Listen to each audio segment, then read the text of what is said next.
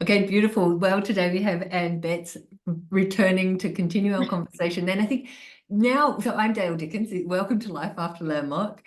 Um, what we've covered in the last couple of sessions is a background to get to know Anne and where she's coming from, what she's learned. And now we're going to have a look at her life after Landmark, which is, the theme of this. So we're going to start with Good Morning Anne, and what beautiful new view. Thank you for changing. And we were just talking about change as well. So pretty interesting. How are you? I'm really good. And maybe part of, and we'll go deeper into this, is there is just for me in finding the place of my own peace and center. I am a proud cat lady with a house full of books and cats and art and finding this way of saying, I'm not giving up on transformation, but it doesn't have to be so harsh. And there's a way to live this very full, joyful, peaceful life and continue to grow. I think that's been, if I just were to bottom line it, and we can unpack that more, that to me has been what Life After Landmark has been. And, it didn't go directly there. I've had to learn that for sure. Yeah. And that's what Here's I'd my love to cat discuss. mug, just to show you that I really am a cat lady. How many cats do you have? I have 6 because I work for a cat rescue, and I have 6. And one of them is blind as One well. of them is blind, and one of them has to wear pajamas because he has skin issues, and we have just a whole little family here. Do you have children? I have a boy. Yeah, I have a 28-year-old young man Uh, so I'm not a childless cat lady, but I have a 28-year-old who is studying philosophy in New York at Columbia University. And philosophy was my undergraduate major after I left Landmark, which I think was very inspired. It was one of the things that Landmark really inspired.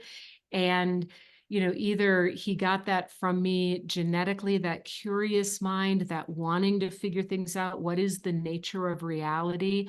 All of that I consider really, those kind of things were super in alignment with me with Landmark. And so now he's getting his PhD in philosophy, and he works on lying. That's one of his areas of interest. So and language. He's a philosophy of language. So I'm very so you proud of him. said lying as to tell Lying, a lie. lying, Whoa. lying. What is a lie? What's the difference between just kind of hedging something? What's a white lie? What's what is the language? What is the language that makes something a lie? It's really fascinating. And I think not to go too far down that road with him, but I do think in today's world where there's so much of this idea of fake news and all of that, I really think this work that he's doing is really important. Fascinating. Really fascinating. Yeah. And Super proud mama. has he done the Landmark Forum? Oh gosh, no. Oh no, I was well out and in a different phase in my life, and I really just tried to raise him probably more inspired by what I was learning in the coaching profession really than Landmark. But, we talked about this before. The coaching profession is also, has some roots in Landmark. But he was 4 years old when I became a coach. And I really tried to raise him with a tremendous amount of curiosity, a tremendous amount of respect, really, asking him, do you want advice? What do you need from me? And those sort of questions. So we're really, I think he was infused in that as from a pretty young age.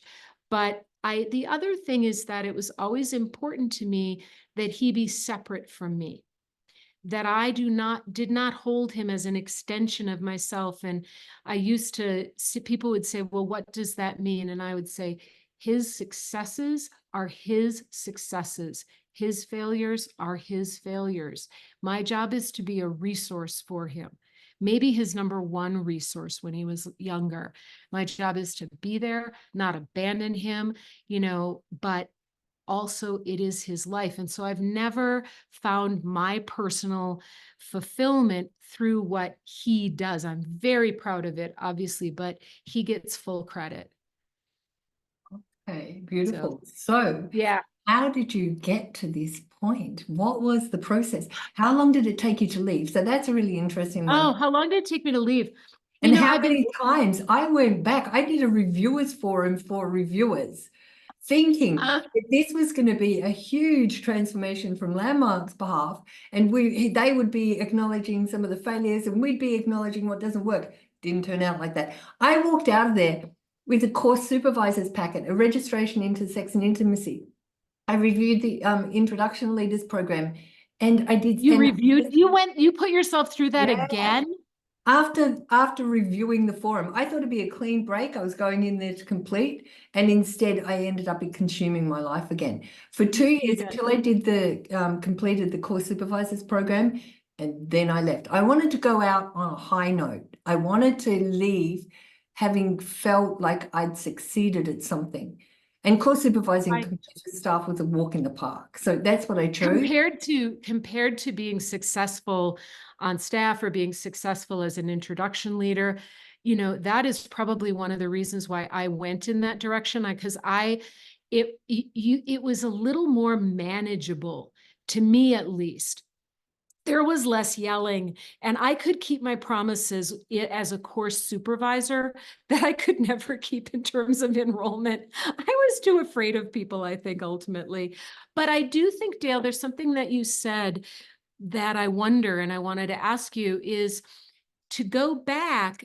There were times that I was tempted, and I will answer your question about how long, but I was sort of tempted to go back because it's now like I have a different perspective.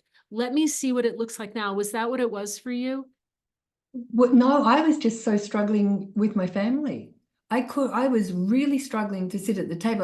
I was freshly out. I'd moved from Perth to Melbourne, and I was really struggling to have a conversation with my family. And I craved the dynamics of the Landmark, people, this community. People talk. Yes. I craved. Yeah, I was talking to someone, maybe it might have been a coaching client, because Landmark's everywhere. It's everywhere, And I asked, and one of the things that they said, the reason that they couldn't leave was the community. That feeling, and I think that's part of what kept me there, this feeling of I belong somewhere, like that. So, it's been interesting because... Do you want to take a drink and clear your throat? Yeah, I'm good. Thank you. And I think about, because I've been thinking a lot about this and lots of memories coming back because it was so long ago. I never really said, that's it, I've had it, I'm leaving. It was a series of things that happened, and I didn't quit. I just sort of faded away. So what happened was, I think I've mentioned this, I married a man that I met in a seminar. And in those days, what we were told is, doesn't matter so much who you marry. Now, I could have misinterpreted this, but this is what I remember. And you're nodding, so this sounds familiar. It kind of doesn't matter who you marry. You just have to be committed to their commitments.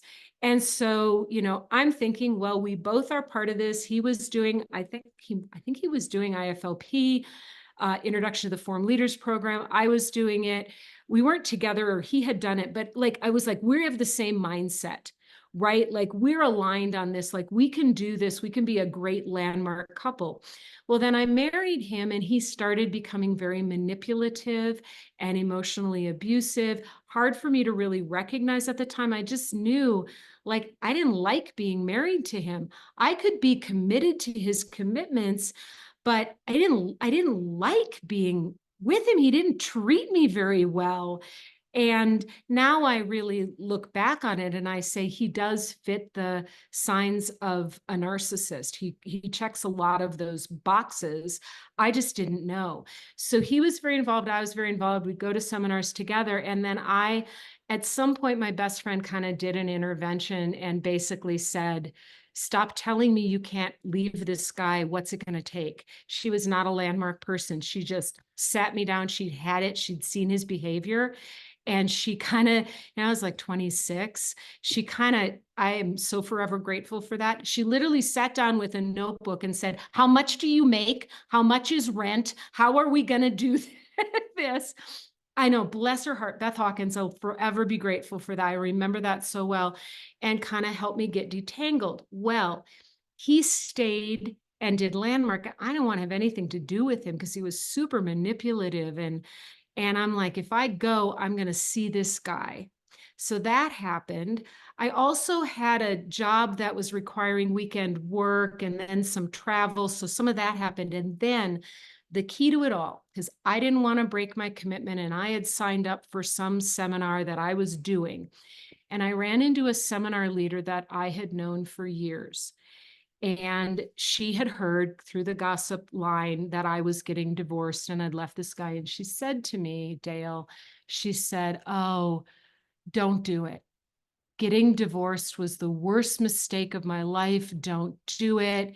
Whatever you do, you've got to have to figure out how to make this work. And I thought, I had enough because this was a seminar leader. I had looked up to her. I wanted to be her. And she said that to me. And I thought, lady, you have no idea my reality. And if that's how, and in my brain, I'm like, if that's how I'm being treated here, if that's how people are going to interact with me to stay married to that man, we are done. And that's the last time I remember doing anything. Beautiful. And no regrets. No, and now I look at it and it was her own pain.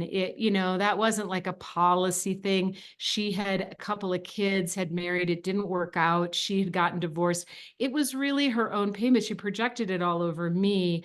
And So I just want to interject there because yeah, last week I briefly mentioned, I went to my center manager and said that my mother had put pedophiles in my bedroom, and she said, "What about her?"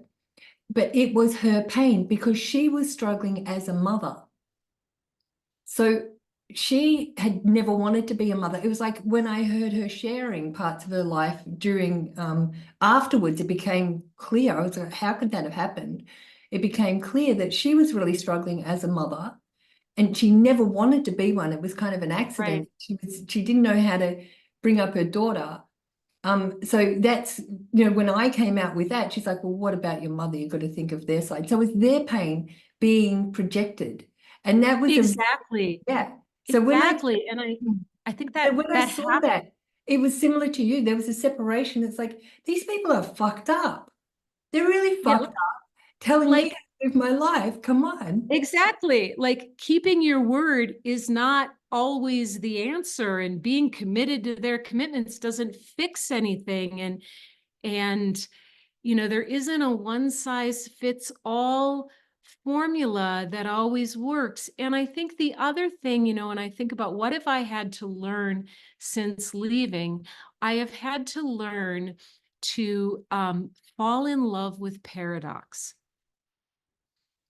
And I know you're a really wise woman who's done a lot of thinking and has been out for a while. And I know you know what I mean, that there can be things that are competing and both be true. But my experience in Landmark was not an embrace of that. Like, for example, it can be true that it works better to honor your commitments in life. And I have kept that with me. People would say, oh my God, Anne is, I think they would say this about me. You could ask my business partner, but like if Anne says she's going to do something, she does it. That can be absolutely true. But we want to integrate that with that life is complicated. And if you hold yourself, for me, I'm just going to speak for me. If I hold myself to that as an absolute with no grace for, oh, and I got COVID, so I'm not going to do that. And I have new information, which actually is telling me that commitment doesn't really serve me. If I can't hold this paradox of great to keep your word, and life is complicated, I will not lead. Actually, I will not lead as a productive life because I'm going to be harsh. I'm going to be, I'm going to be hold everyone else to that standard. And it doesn't allow for any grace.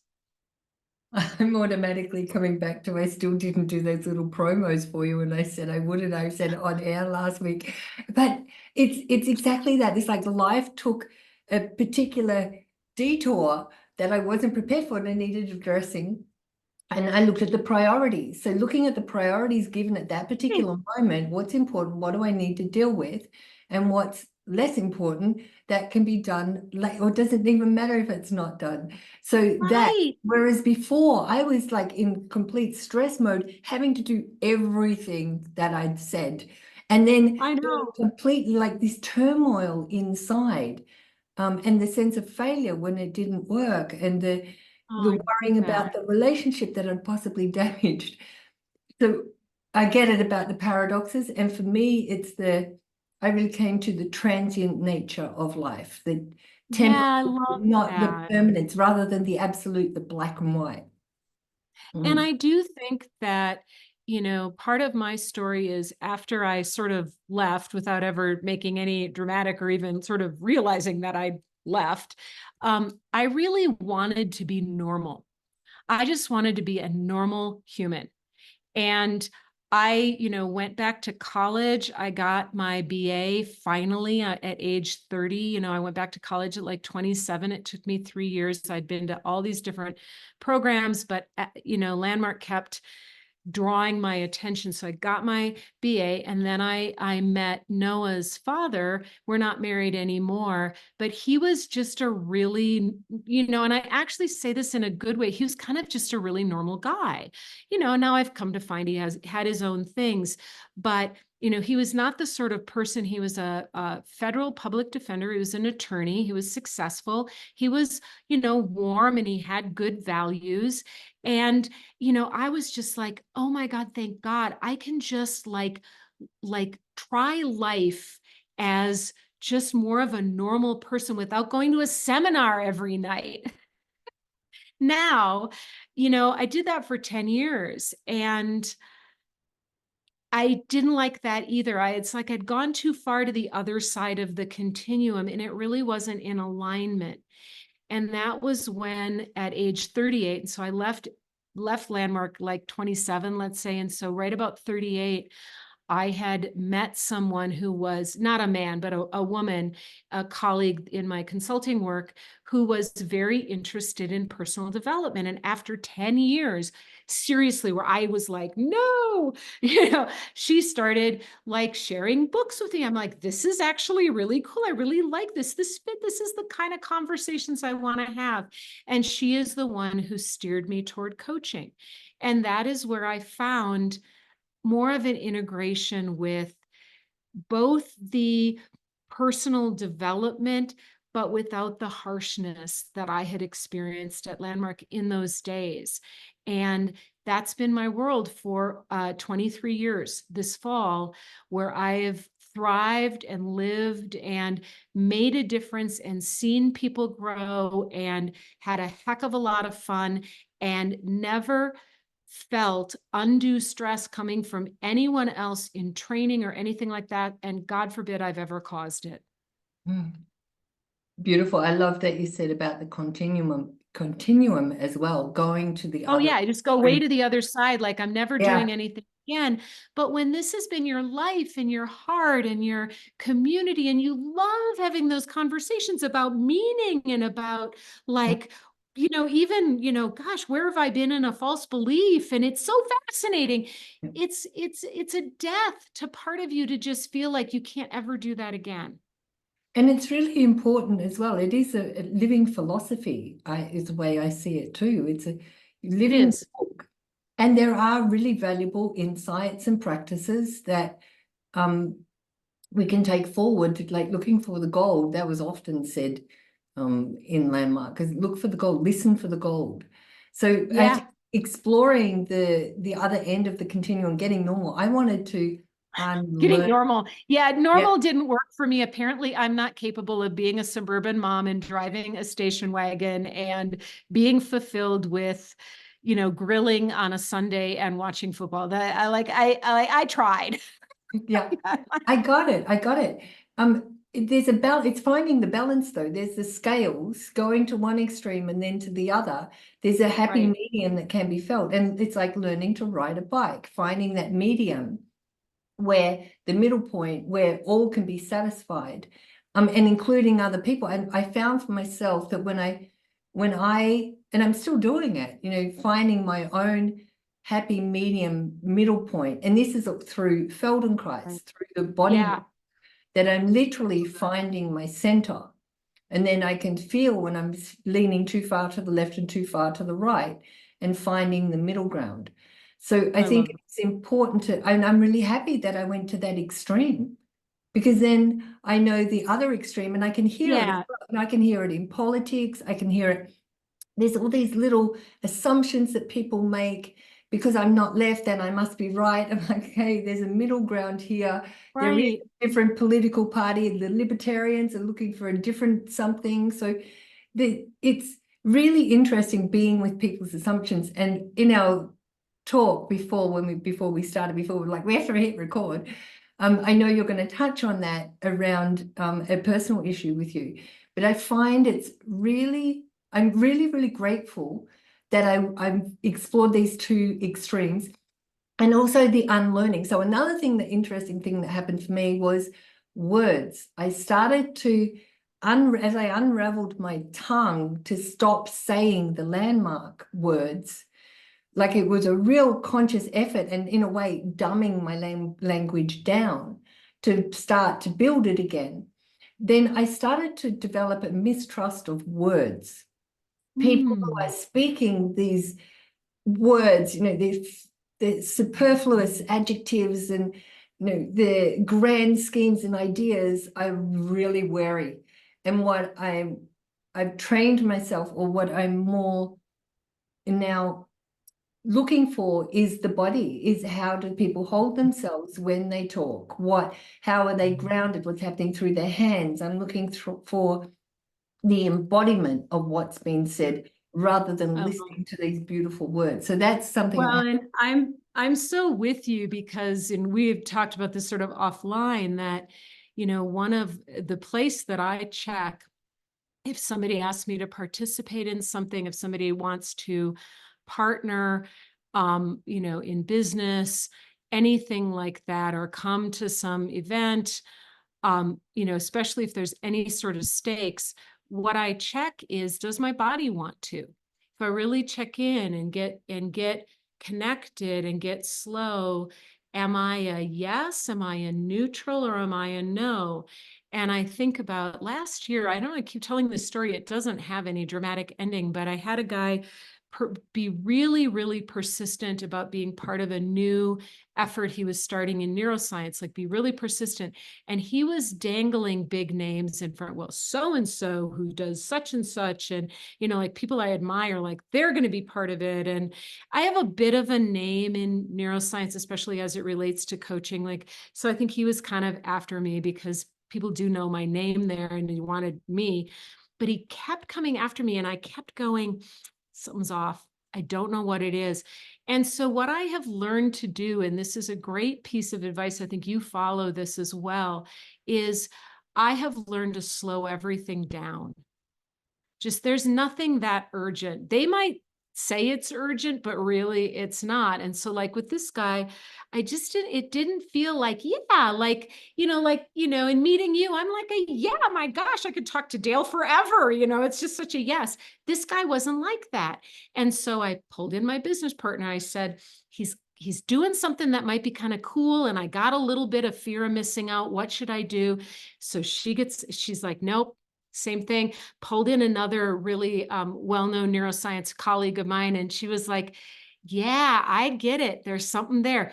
I don't have any validation, but none of us went along with it because it just was a no. And my brain will tell me lots of stuff like, you're going to miss out if you don't do this. And he seems like saying all the right things, but my body is just like, creep alert. So I didn't do it. And I haven't regretted it. I haven't regretted it. That's what I'm continually developing, is looking at the way my hands are responding, noticing my breath. And if my breath's in this little cycle up here and it's not a whole body breath, if I'm not comfortable to allow my body to breathe a full breath into my toes, then I'm on guard. And and the work that I'm doing now with Feldenkrais, it's a constant learning about the vagus system, the polyvagal system, I love the vagus nerve. So cool. We could talk all day about that. Yeah. So yeah. And the position of the head, these movements that I'm learning. I'm really being self-conscious about my breathing in my head. Yeah. Well, it's the position of the jaw and the position of the skull on top of the spine. If that's going out of alignment, if something's kind of catching my ear, then I take definitely slowing down. Slowing down, it doesn't have to be immediate. Right. There's nothing like, there's manufactured urgency that I think it's driven in capitalist systems. And if you think about what is the urgency? Is the urgency, we've got to enroll, for example, we've got to enroll 10 more people today, and we have to, and everybody's all, excited. And in New York, when I was there, it would be like, it doesn't matter what you're doing for your job, everybody on the phones. And we'd all go into this panic and get on the phones. And of course, I would be terrified because I didn't know what to do. But there was this like, oh, and this urgency, and urgency was talked about like, that's a good thing.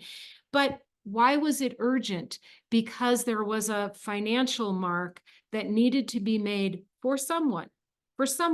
It wasn't for us, because we sure as heck weren't getting commission or getting paid decently. So cui bono, who benefits from creating this panic, from creating this urgency, from amping up my nervous system and making it hard for me to focus? I'm not benefiting from that. Now, the argument was the people we're enrolling are benefiting from that. Really? Couldn't we just relax and let them do it if they want to? And this was the old days. So, but I don't think it changed that much. Listening to Riley, they're literally in his ear now with the urgency. Oh, right. Control your Say nana. this. Oh, sorry. Call your nana. Yeah, exactly. So it's that actually isn't about nana. That's Yeah. about, that's about where is this money going, and who feels like, I remember seeing this thing on Facebook about, if we find somebody is collecting newspapers, to the point they can't walk in their house, we call them a hoarder. But when somebody collects millions and millions of dollars more than they need, we don't call them a hoarder, but we probably should. But we call here's the thing, I just have to interrupt with this. We call them capitalists, and they're actually communists do this. See, if we're pointing the finger at capitalism, it's like I was talking about the capitalist system, but I don't know that the communist system's any better, and corruption is everywhere. It's worse. And if the finger keeps being pointed at capitalism, I think my personal opinion is it's really lazy. Because if you look at if it's not capitalism, then it has communism works. I mean, come on, it's the same bird. This left wing is the same bird. Years ago, I told you my son is a philosopher, and he has been a philosopher since he was 14 years old. And he came to me, he was reading a book that had little bits of information about lots of different things. And he was about 14, and he asked me, what do you think the best political system is? Because he had just been reading about this. And I said, I think it's whatever your generation will create. Really, let's stop having this kind of ends up being sort of a circular argument. And one of the things I do know about the brain is that we do get patterned in certain ways of thinking, and we lose the ability to be as potentially creative. And so I do look to the younger generations. I'm like, would you people please figure this out? Because this conversation about is, the only way to not do this is to do that, I don't think is the answer, but I sure don't know what the answer is, because I'm too patterned in it. I've lived in it, it's all I've known. So I'm Yeah. hoping, generations figure it out, because that's not my area of expertise by any means. So Well, I think it's also a dance and it's a balance. We need to look at history, the systems that have worked, the systems that are not working. And this is why I got interested in open source, because yeah, it's a there's an system where ethic there. people follow the trail, qua bono. It's open and it's transparent. And Yeah, it's I the think third that's cool. alternative. Yeah. So Yeah. and it's not perfect, and there's also the flaws there because humans are involved. Humans with all of our intricacies, the greed, the egos, the insecurities. It's humans. It's humans. And, and I think about the way that I think about humans, one of the many ways I think about humans all the time, but one of the many ways that I think about humans that I've seen is that there's going to be certain people that, for the most part, they just bring light. And unless something really smacks them down, you can pretty much count on them to bring light, to be a force for good. There's another percentage where they're just going to bring darkness, and that's just what they're going to do, and it doesn't matter how many seminars you run them through. And then there's this malleable middle where they're going to be attracted to whatever the dominant energy is. But I do think, when I think about humans, the thing we don't often talk enough about is there are people. I wrote a blog post, and I get republished by a group called the Good Men Project. They're really cool. And so they republish my blogs, and they republished one today. So I was just looking at it again, and it's called, Why Narcissists Can't Change. Because this is something I looked at a lot. And really, because they don't have the core center to reconstruct from. And I use a metaphor of a smashed mug. It's like there's too many pieces. We wouldn't even know where to start. That's a whole other conversation. But the reason that I say it is, in the human development world, we do not give enough credit to the percentage of people who will manipulate, try to control, try to get things for their own ends. And it is a percentage that the experts seem to think. Now, we're not talking about diagnosable narcissists, but people who have enough toxicity that they create problems. I put them in that, darkness part, can be as high as 20%. So, and then there's just normal humans doing their best, getting pulled which way or the other. We're complicated. And I wish there was more attention paid to the myth that everyone can change, and you just need to get them in the right seminar or the right therapist or whatever, because it's really not true. I wish it were true. I'd like it to be true. It does not seem to be true according to the research. Yeah, it's complex. And and then if you look at what Landmark has brought to the world, then it's controversial. What Scientology has brought to the world, it's really controversial. However, it's at that other end of the continuum. It's like we're looking at ourselves, we're learning more about how we interact with the world, with ourselves, with the world, with our environment. It's gone to one extreme, and now it seems like we are leaning towards more the mental well-being, particularly how important that is. For me, there's still what I'm finding with the Feldenkrais work is finding the balance within oneself. Then has the world start to make sense, and there's not enough as yet study about the right side and the left side of the body, for example, and how that engages the left and right hemispheres of the brain. And I know you've spoken about the different parts, but there's this connection between the left and the right to find which is that is reflected in critical. reflected in the body. And I've thought a lot, I've thought a lot for many, many years about what is transformation, what is enlightenment. That's the big project of my life. And it's why I started studying neuroscience in the first place. We were working with a model, and, I really thought, if we can't ground this model in science, and I know Werner tried to do that with the Landmark form as well, we'll set that aside for a minute. But, if I can ground this in science, then we've got something.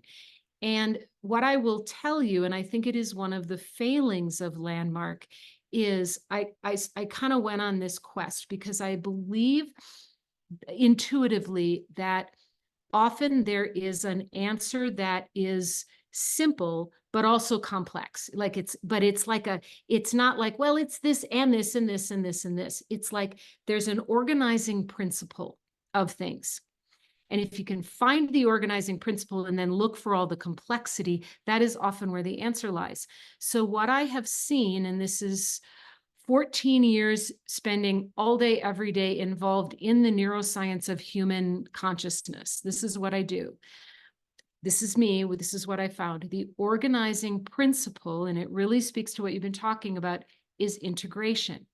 It is not one part dominating another. It's not one is good or bad. It's really this beautiful dance. And the person that I follow in this area is a neuroscience expert and psychotherapist named Dr. Dan Siegel. And he talks about integration being differentiation and linkage. So we're understanding what's separate, who we are, or parts of ourselves like the body, or the right side of the body and the left side of the body, right side of the brain, left side of the brain. And then we are linking them so that we can work with them in harmony. And the research on effective humans points to not the toughest, not the ones that are the least upset by being yelled at, the ones who are the most integrated. And I feel like this is something in my memory that Landmark does not do particularly well. It does pieces and parts well, but not this place of saying the paradox of how do we bring it together? Okay, that was really long. Tell me what you think. No. Absolutely, absolutely. And this is one of the elements of Feldenkrais is functional integration. And Rolfing had structural integration because it is about the meeting of the two worlds. And that it's Right. critical. So last week we kind of touched on it, but it's something that I'm really passionate about. As I discover for myself how much, just simple, my right foot is dominating, and that connects through to the left side. And then as I unravel this and seek the integration, how without being really gentle with myself, I think is ultimately the answer. An answer. And then that shifts the spine, like being aware of which vertebrae are involved in the movement. Oh, And cool. being Yeah. able to integrate that just a fraction of a millimeter and how that changes the position of my head. So and that starts, my thought process completely alters. The isness becomes more of the curiosity, and out of the answers come more questions. That it leads me down a track of things or areas that I hadn't considered. So that's the development into a maturity and being able to be with other people that I can see are clearly struggling with integration in themselves. It's very obvious. Right. Yeah. And it's such a powerful, I mean, it's one of those things where I like to say, deceptively simple, endlessly complex. It's deceptively simple. So one book that Moshe wrote is The Elusive Obvious. The elusive obvious, it's really good, but it is something that I do. I teach a neuroscience course for coaches, and one of the things I teach is how to use different aspects and this is just an example, but how do you start to understand some of the gifts and challenges of the right hemisphere of the brain? Because here's the thing, we are not right-brained or left-brained, but each side of our brain sees the world differently. So they are different. They each have an attunement. So if I can understand what this part of me is attuned to, what this part of me is attuned to, what's my go-to, where do I naturally lean a little bit, and then start working to say, okay, how do I hold the details and the process, that's more left brain, and the emotions and the big picture, that's more right brain. How do I approach this problem or this human with both? That's always going to give you a more effective answer. And when I get into this, you know, should I, like, I've literally had clients say to me, should I be kind or should I be tough? And, you know, the answer is yes. You know, yes, you know, should I hold people accountable or should I be empathetic? Yes. And that's not easy. It's much easier just to hold them accountable and not worry about the other, or just be empathetic and not worry about the other. It's harder, it's more challenging to say, how do I do both? I will tell you one other thing. So, like, in Okay, terms, and I've that's got one thing that I want to yeah. put in there as well. I think this is why Landmark works, because it comes with answers. So people go in and they get answers. There's a direction. This is the way you do it. This is the way you do it. This is the It's right way, easy. Yeah, it's easy. It's easy for people right? to be directed rather than it is to direct oneself. Right, to say, what does it look like for you? And I think about, I had a client, so I've got, yeah, that's really a good point. I love that. So I had a couple of examples. I had a client who was very empathetic, very, very kind. She gave me permission to share this story. It's in one of my books. And she talked about, like, she was getting criticized for being too nice.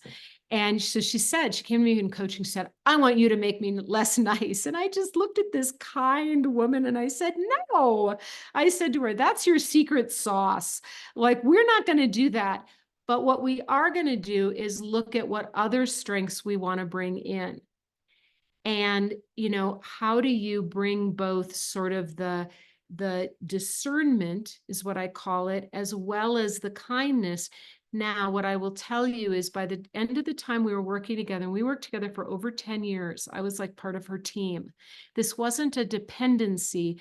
This was a high-level leader who needed someone neutral she could process with.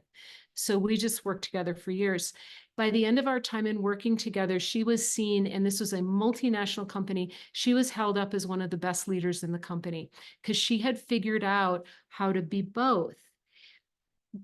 The other thing, real quick, that I wanted to share is, when I have asked people around the world, who do you know, let's talk about leaders. Let's get an example of a leader who is just kind, but not discerning, not, you know, how do you feel? They're like, well, I liked them as a person, but they were hard to work for.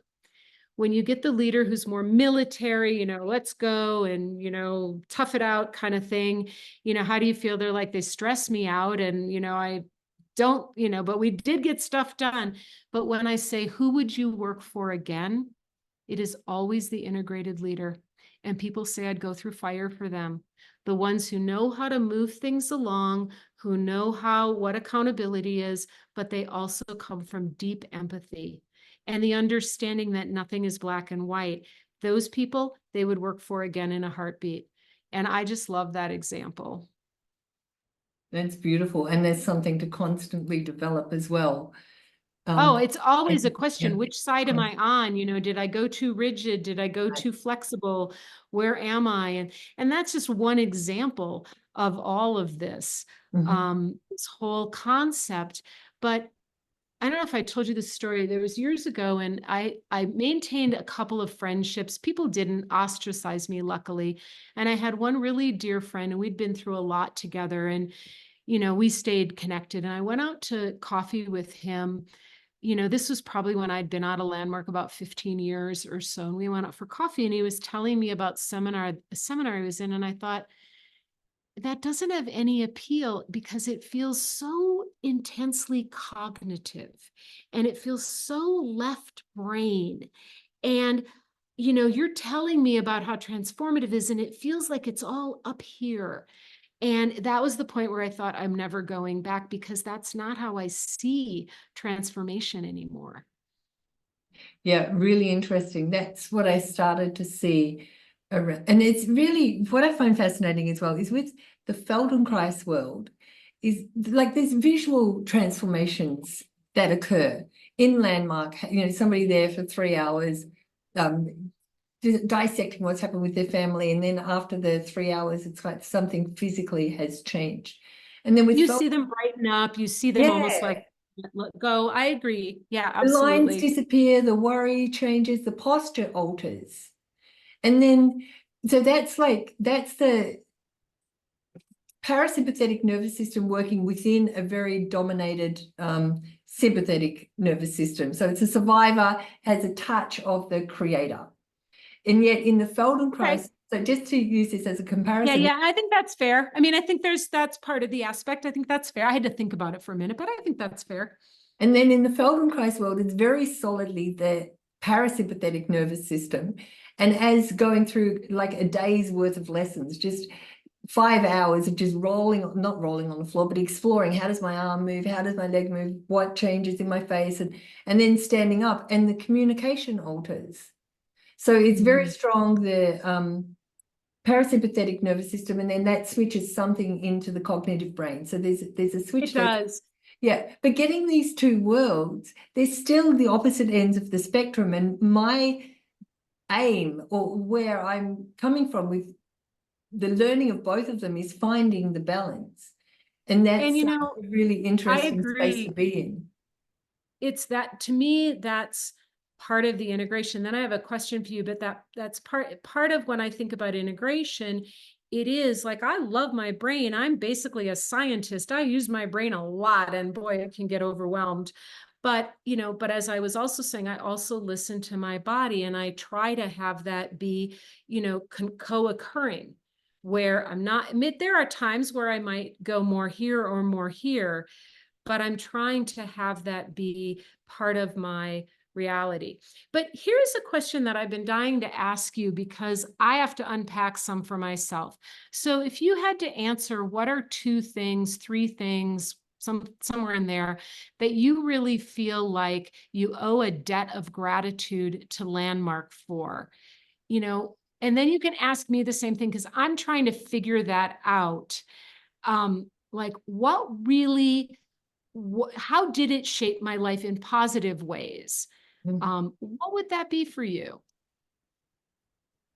It would be the awareness that it raised in myself, like myself as an entity. And it's like opening a genie bottle. Like, wow, I had never thought the way I did post Landmark. I can't imagine returning to who I was pre-Landmark. And I'm really grateful for that. Really grateful. Because it was tough, really tough. But that's how I grew up. I grew up in a really tough environment. So it kind of sounds, and you have, like most of the world, you share a trauma background. It really, that's helpful. That's helpful, because like I said, part of my challenge with this, a lot of you have, been involved with Landmark more freshly, and I'm going back 30 years to when I left, which is 40 years to when I started, and trying to figure out, I don't want to throw the baby out with the bathwater. Now, 2 things about that. One is, some of this, all of it, I'm going to say all of it, Landmark isn't the only way you can get it. And I don't think I'm saying anything shocking to you, that this is a particular aspect of human development.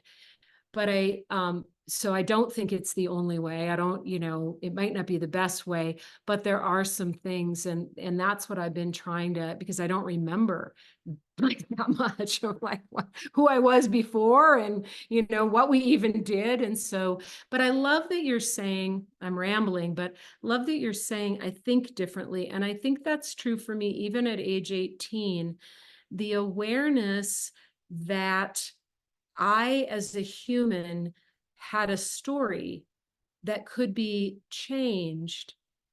Now, it's not always that easy, but that there is that possibility. And that there, as you said, that what I'm aware of is like, I feel like I thought in some ways in a more open way. And in some ways, I thought in the way that Landmark wanted me to think, which is this overemphasis on responsibility and things like that. But I think I felt like I had more choice in the world. That's it. It's more choice that I was oblivious to. I didn't even know that there was the possibility, using Landmark's term, the possibility of choice around my dynamics with my mother, for example. I thought that was a permanent fixture. I was trapped. There was no way out. Yeah. So that provided an option that I thought deeply about and I acted on, and it was like completely transformational. So Yeah. there's that. But you have an example around your hair. Because Yeah, I think so just to say, so in the very first conversation with you, you kind of flippantly talked about you wear a wig, and I've been looking, like, even when I you're like, really? yes, I'm like, Right. come on, that's I, amazing. And then, do you change it? And then, like, please share about well, and I don't remember if I shared this, and doesn't matter anyway, but one of the things for me, so I have a genetic condition called alopecia, and I've had it to some degree since I was about 3. I would get these bald spots that would move around my head. But when I was about 16, my hair started falling out and not growing back. It had always been like it would fall out and grow back and fall out and grow back. And then it just started falling out and didn't grow back. And you can imagine as a 16, 17-year-old, really traumatic. And my deepest desire was to be an actress, to be an actor. And so I just felt like that. I think I told this story at the beginning. So one of the really profound impacts for me, and I think this is only available in groups.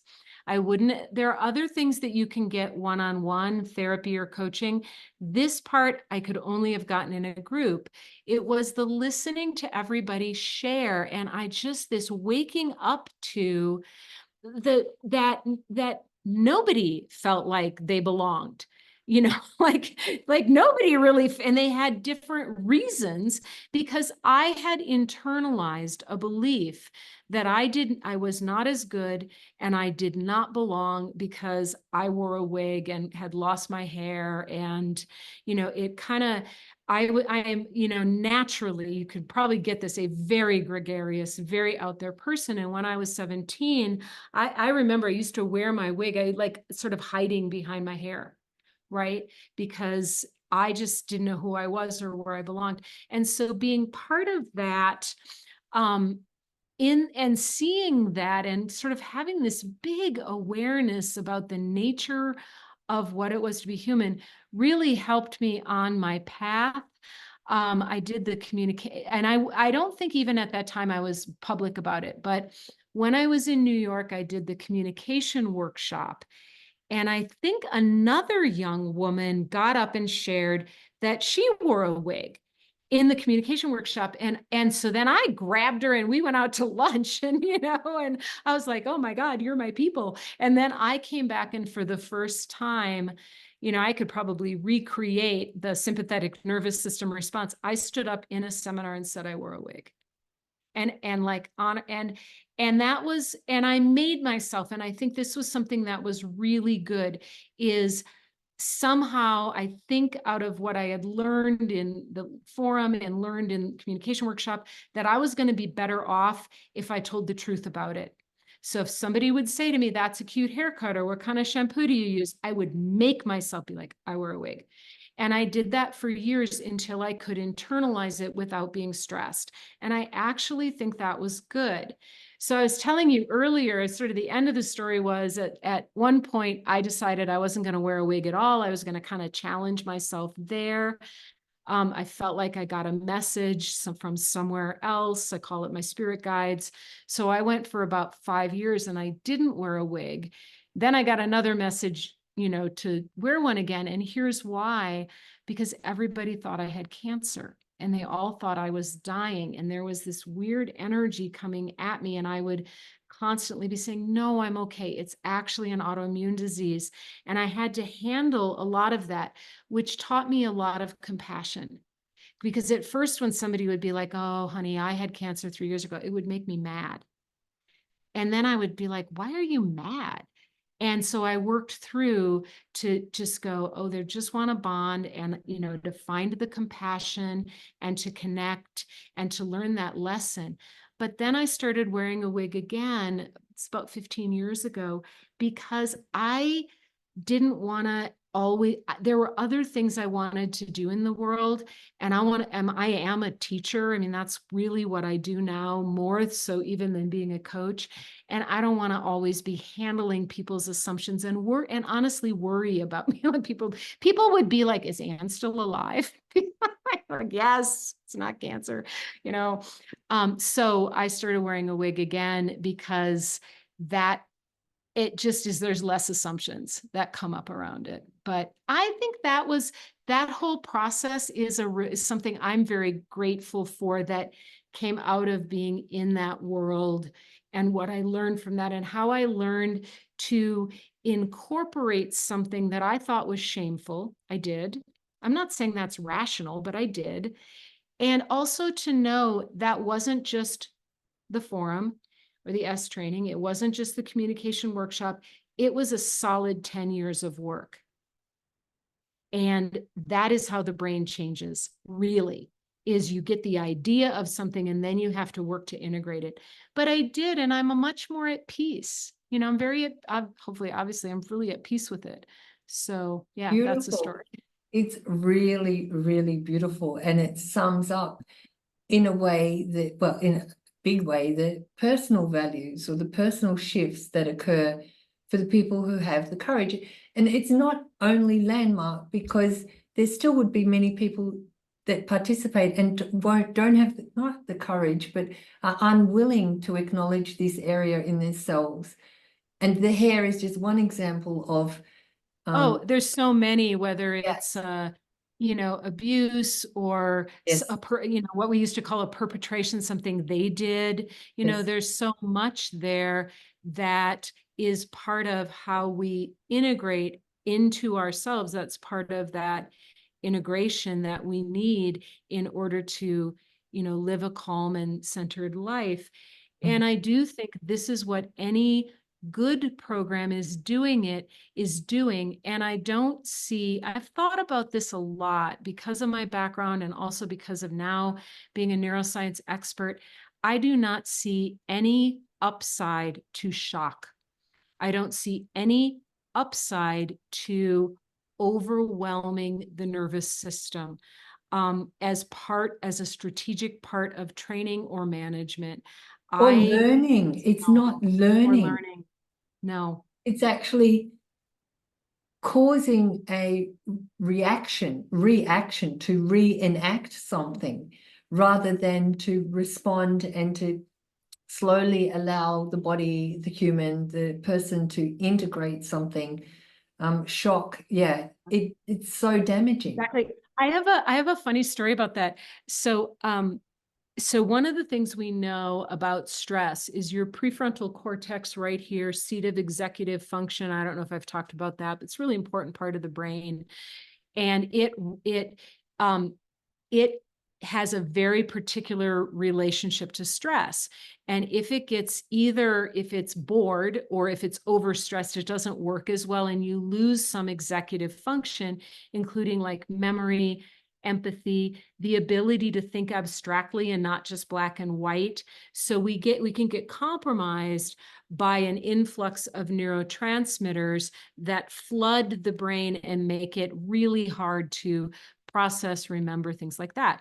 So here's my example of this. When I read Ann Peterson's book, blew me away. She's a really good writer, super smart. And then one of the things she talked about was this other book, Outrageous Betrayal. And so I immediately, went to see where could I find this book because it's out of print. So I got a copy of the book and, basically, got the copy, sat down and read it. And I got really triggered. I got really upset. I mean, physiologically, like face flushing body, because it was causing cognitive dissonance with what I thought I knew, with how I thought things were run, with what I thought was going on.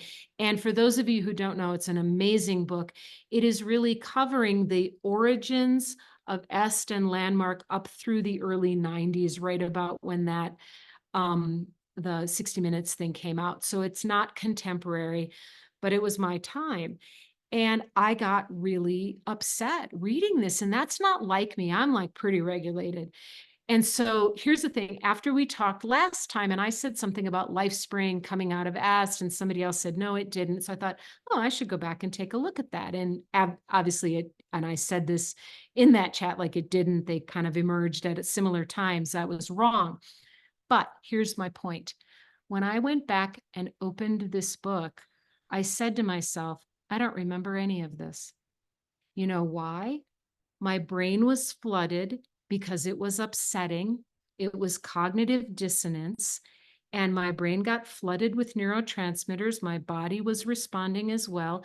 And my memory got impaired. So I went and read the damn thing again, cover to cover. And as I read it, there would be pieces that were kind of familiar.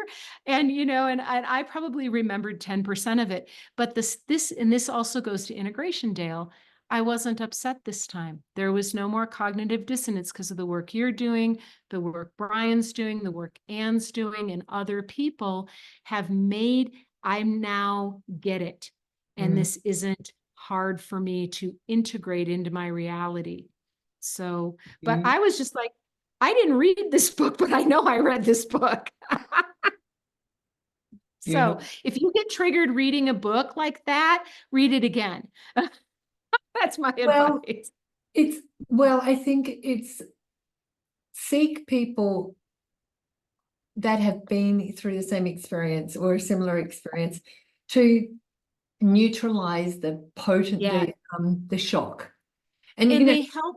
Yeah. Sorry, this was one of the things in Landmark, you know, was be able to say, I remember from the forum, to be able to say, one example was a woman in a wheelchair, her killer share was about how her uncle put his penis in her mouth when she was really little. And the coaching was to be able to say that like you've just spread Vegemite on your toast. It's like to have that same amount of, to remove the shock. And this is also controversial, but that was part of the training, was to, I mean, I think in that makes sense because that is how I desensitized myself to the fact that I wore a wig, you know, the fact of my life. And I do think that's controversial in terms of trauma and all of that. If that is the only thing, you know, losing my hair, and I have processed it in other ways, but nobody did anything bad to me. This wasn't like, you know, someone else abusing me. There wasn't a whole complicated boundaries or forgiveness. It was just a thing that happened that felt unfair and felt weirdly shameful. I think in that case, I could integrate it just by talking about it. I think that's makes sense. You know, when it came to certain other things, I needed different aspects of healing. And just having someone say that, you know, that could be one piece of it, but it's probably not even the main piece when you're talking about the woman in a wheelchair. And it's short-sighted to think that it is, right? and it's shocking as well. Like it has an effect on the people in the group. So this whole thing about the group structure is really worth looking at as well, because the one-on-ones, I don't know, for me, there was an element I could get away with more, whereas in the group, it was greater, I had more at stake. Oh my gosh, you know, the number one fear of every human, apparently, most humans, is public speaking. And I remember, you know, getting the microphone, there's always a microphone, getting the microphone to stand up to share and being out of my body. But I wanted to share because, you know, and to say something, but I absolutely, you know, because it's your huge group that, am I going to be accepted? Am I not? Will I be rejected? Very different than a one-on-one dyad. Absolutely. The other thing that happens, and you're probably familiar with this, Dale, is we have something in various parts of our brain called mirror neurons, and they do a lot of things, but bottom line for this conversation is, if you have good mirror neurons, you will feel someone else's emotional state. And those are the mirror neurons for empathy, and they're largely in the right hemisphere of the brain. And so when someone, and I think about, and again, back in the olden days, but even when I was working in the center and someone else would get yelled at and I would feel it as if I was being yelled at. And that is normal. That is a decent human who feels that. If you don't feel that, I'm sorry, but your mirror neurons aren't working as well, or you've desensitized yourself. But you're saying the same thing, like you'd be over there and it's not a rational thing. It's that you are actually extending yourself into their pain because that's how we are designed as humans. Mhm. Yeah, the nervous system, when it's And fully so functional, it's a mycelium network. This is how we sense and feel and touch each other. We feel connect. and we're impacted. And so in a large group, And there's it's not physical. It's like when the system's really open, then it connects out. It's like an energy field. So that it is, but reverberation. it can also literally be physical, if you think about it, because I think there's two things going on here, probably way more. So there's different networks that are having us feel the energy. There's a whole bunch of other things where even if we sit, if we're near someone who's being stressed, we actually smell they're stressed and we respond. But when I'm thinking about the mirror neurons, I remember my friends, I should hate to even say this because it's going to do something to all the empaths, but she slammed her fingers in a car door. And I can't even think about that without there being a little ghost of a literal feeling and a little, and for most people, if I tell you I've hurt myself in some way with some description to it, you will go like that. There'll be part of that. There's a physiological as well, and you're totally right, as an energetic response to it. And what's really interesting is there's certain people who don't have that physiological response. They just don't. And so they can understand, yeah, it probably would hurt to have your fingers caught in a car door, but they don't feel it. And it's different to feel it. They call it affective empathy versus cognitive empathy. And it's the effective empathy that makes someone really an empath. And I think this is the audience that are drawn to Landmark's work as well, because there's a feeling, and that's what makes the group really cohesive as a unit. It's fascinating stuff. And we're close to the end again. It's So been, lovely. yeah, it's been really awesome. I've loved our conversations, and you're with Brian next week. I'm So going to be talking to Brian and Eric next week, and more to come on all of this. I'm a huge supporter of the Seek Safely movement. We put that on our website. We'll be talking about that a little bit more in my company. My company name is Be Above Leadership, like Be Above, and BE. And we just also started, I'm just putting it out there tomorrow, where we're talking about why it's important to, if you're going to be a coach or hire a coach, why it's really important to have training and ideally credentials, because we're really tired of abuse happening in the name of coaching. So that's something else that I'm also feeling really passionate about. And I think it aligns really well with the Seek Safely movement. beautiful. Well, this concludes our little series. Thank you. Yeah, until we connect again and come up with something else that we can share about. But it is life after Landmark. And as I've said numerous times, I think it's really important to get the background on the person, what we've been through, and to then make more sense of where you are now. Looking at your environment and how you've grown through this experience as an indicator for, or as a way for people who are freshly out and really concerned with what is the way forward, time and patience, breathing, following your passions, And staying also true to knowing, you. It's really important. right.